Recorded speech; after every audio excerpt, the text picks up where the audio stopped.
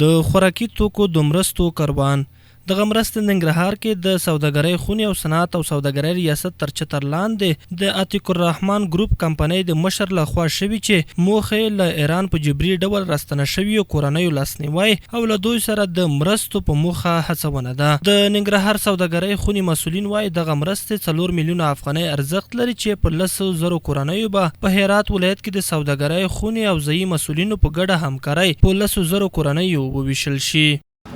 د ایران څخه د راستنیدونکو وطنوالو سره د خواخوږي او مرستې په منظور د 10,000 کورنیو لپاره خوراکي مواد چې مجموع قیمت 4 میلیونه افغانۍ کیږي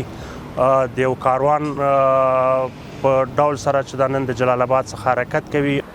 زه په ټولو سوداګرو غږ کوم چې راتلونکي کوم افغانان راځي د نورو هیوادونو نه هغې ته باید د کار زمینه برابره شي.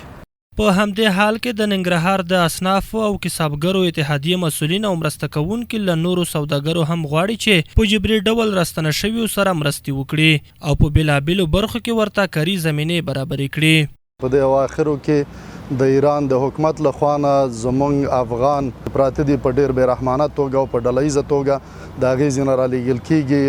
هرات ولایت ته. په همدې لړ کې د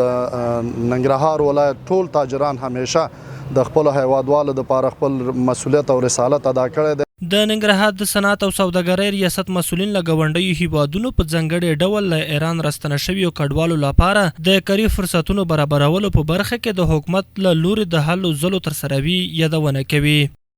په جبري توګه زموږ په ډله ییزه توګه هره ورځ په زرګونه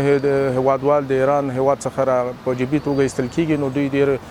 مرستو ته اړتیا لري. اسلامي امارت په نمایندګۍ باندې د صنعت تجارت په وزارت په نمایندګۍ باندې صنعت او معدن خونې سره او په دوامدار سوداګرو سره دوامدار مجلسونه کړي دي او په دې هڅه کې یو چې د راستنیدونکو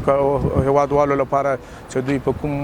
برخو کې مهارتونه لري دا جذب کو او دوی ته د کار زمینه برابر کړي. دا په داسې حال کې ده چې له پاکستان وروسته ایران په جبري ډول له دغه هیواده د افغانانو د ویستلو لړۍ پیل کړي او هر ورځ سلګونه کورنۍ له دغه هیواده په جبري ډول راایستل کیږي.